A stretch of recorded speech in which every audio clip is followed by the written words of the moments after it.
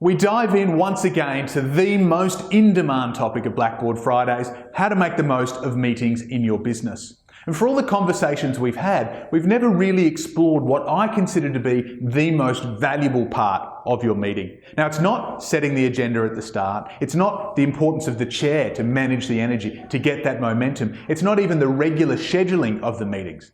The most important part of a meeting in business is what happens after.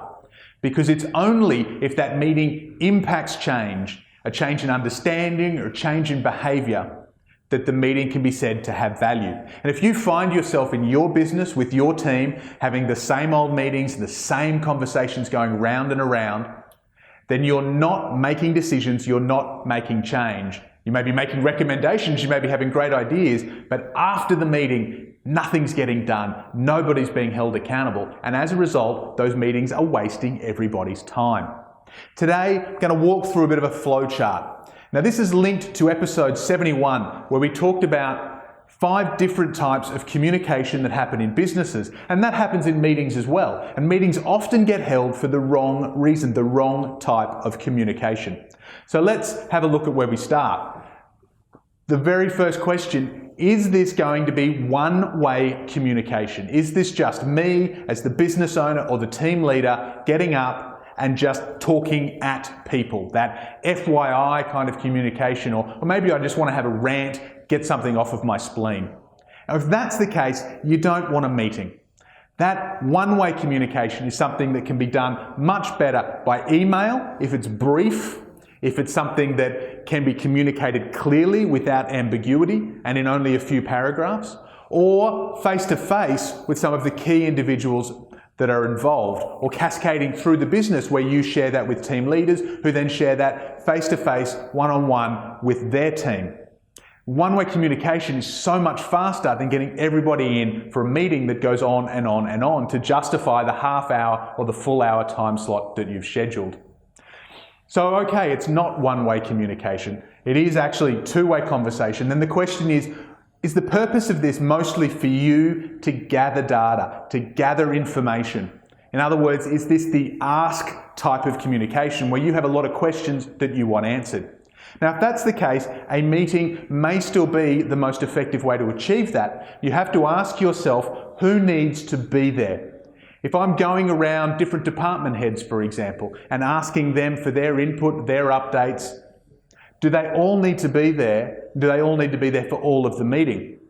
A great liberating decision that I've brought to a lot of my clients over the years is the fact that somebody may be involved in a meeting, but that doesn't mean they have to be involved in the whole meeting. They might be able to come in for 15 minutes or for half the meeting for the part that they're required to be there. And suddenly their time while present is more effective, and their time in the day is put to better use than sitting through a meeting where they don't need to be there for part of the conversation while you're asking a lot of questions of somebody else that isn't relevant to them.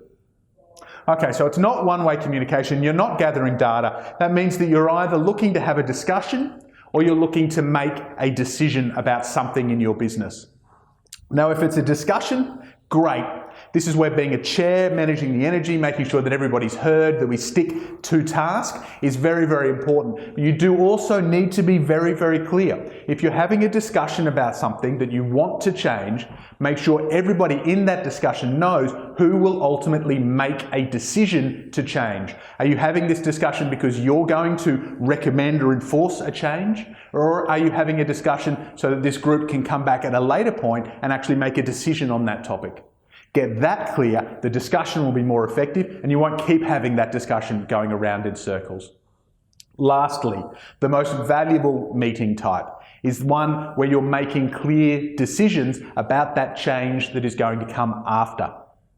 If you're having these meetings, and hopefully you're having them on a regular basis, not discussing things that can be done in an email, but actually diving deep on things that can change and making recommendations, then what you need to walk out of that meeting with to make sure it has that momentum through the business is a clear and documented to-do list or action list, who's going to do what by when, and noted, documented the agreements that you've made in that meeting so that they're there, they're written in paper. You can't have somebody say later, I didn't understand, I didn't realise, or I forgot.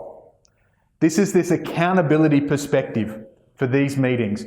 Get the to-do lists and those agreements documented, get them communicated and shared through the business as soon as possible, and then hold people accountable. For too many businesses, there is no culture of accountability. It feels like a difficult conversation. And then they wonder why their team don't take responsibility and why things don't change or change as fast as they want. You can build a culture of accountability where your team, or at least the right members of your team, will step up and enjoy it. How do you do that? Praise success in public.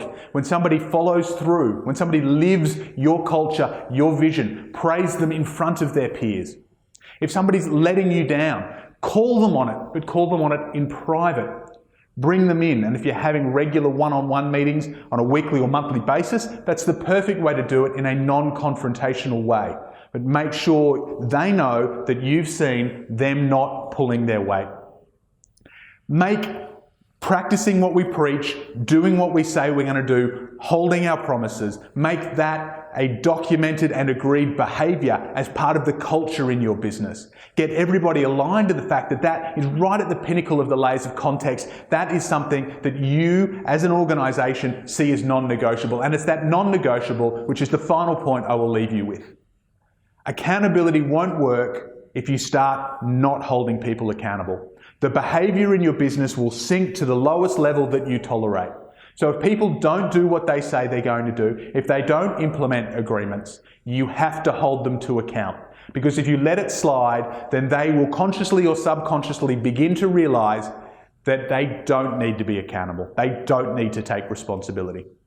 And again, if nobody's taking responsibility for taking your meetings back into the business to make change, then the meetings will be a waste of time and your business won't achieve the outcomes that you desire.